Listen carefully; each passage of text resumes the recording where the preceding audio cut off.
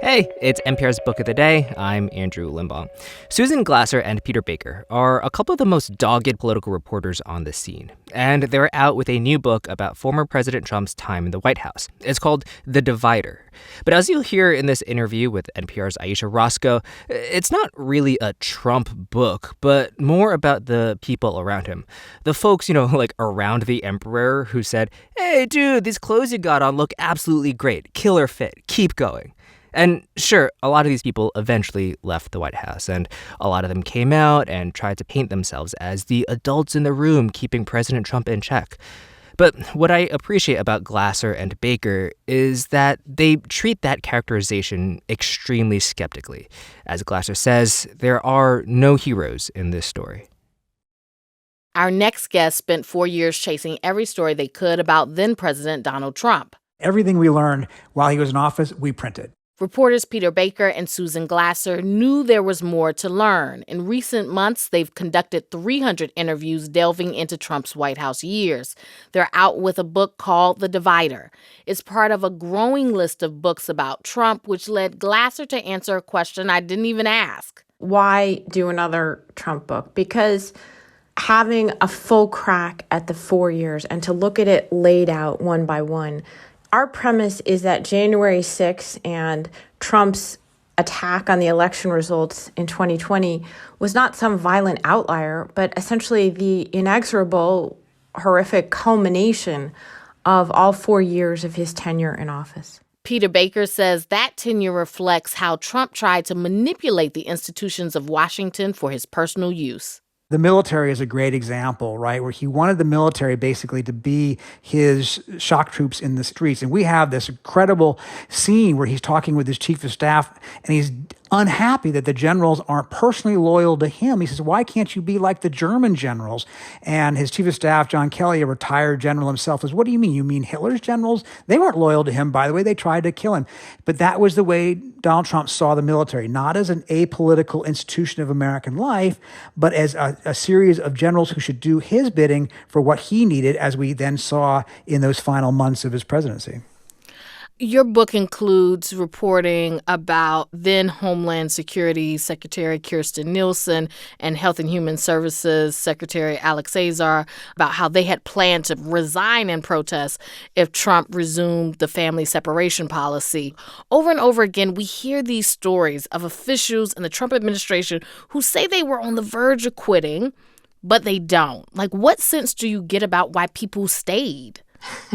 This is one of the enduring mysteries, right, of the whole story. As someone pointed out to us, who worked in the Trump White House, by the way, there are no heroes in this story. So it's very complicated, right, because the enablers were also, at times, the constrainers. Kirstjen Nielsen, as DHS secretary, is a perfect example of that. She internally opposes the family separation policy. She fights against it. But when she loses, she doesn't resign in protest and ironically even becomes for a time the public face of this policy that she's privately worked against. She insists to others and her confidants that she's staying in order to prevent even worse things from happening. In fact, we obtained an encrypted text message that she sent to one of her aides at one point trying to resist one of Trump's wackier, more illegal demands. She said to him, quote unquote, "The insanity has been loosed." But at the same time, as you point out, she never does resign in protest. And ultimately, after a series of humiliations, public and private, by Trump, he forces her out. Peter, do you think that people from the administration, with the benefit of hindsight, use the idea of, well, I almost resigned, well, we had a pact, we were all going to do it, as a way of defending their actions? Sure. I mean, obviously, there's a lot of reputation washing going on here. But it's also, as Susan said, I mean, there was this, sort of moral conundrum that a lot of people faced. And they told themselves they were the ones who were going to stop worse things from happening. And in some cases, that was the self-justification, and in some cases, that was actually true. You could see over the course of 4 years, as he got rid of people left and right, he would find other people to install in important positions who were more willing to do what he wanted. And that's why at the end, you had a chief of staff, for instance, who was willing to have everybody come into the White House talking about martial law and seizing voting machines and sending fake electors to Congress, as opposed to, say, John Kelly, who never would. He would have thrown himself in front of the door rather than let, the My Pillow guy into the Oval Office, that kind of thing. What does it say about the American presidency and power in America that basically these unelected people just kind of stopped him from going to nuclear war with North Korea? Essentially, if one of these people didn't ignore Trump or say, I think you're going too far, the U.S. could be in war with North Korea. I think it's important that you pointed that out. I agree with you. And in fact, people, even many of Trump's critics, sort of soothed themselves at times over the 4 years by saying, well, the institutions held.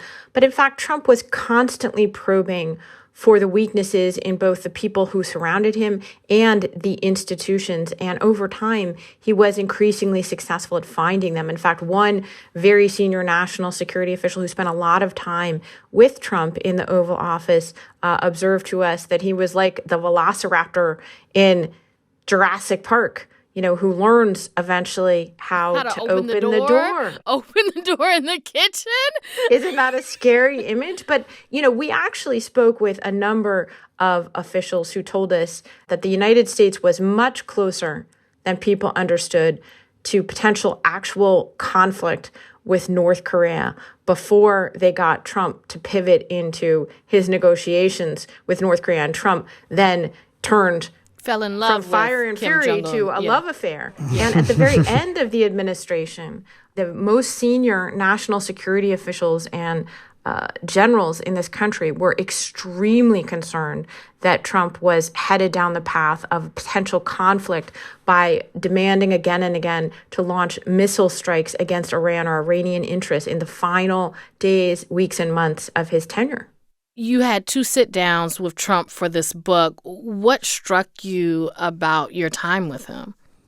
Well, it was really fascinating, actually, as an exercise of history for authors trying to write about a person. He's not a reliable fact witness, right? He constantly contradicted other people's versions of what happened, and even sometimes his own versions of what happened. The very first thing he tells us when we sit down for our second interview was completely opposite of what he had told us in the first, right? So was he lying when he told us the second time or the first time? It's hard to know.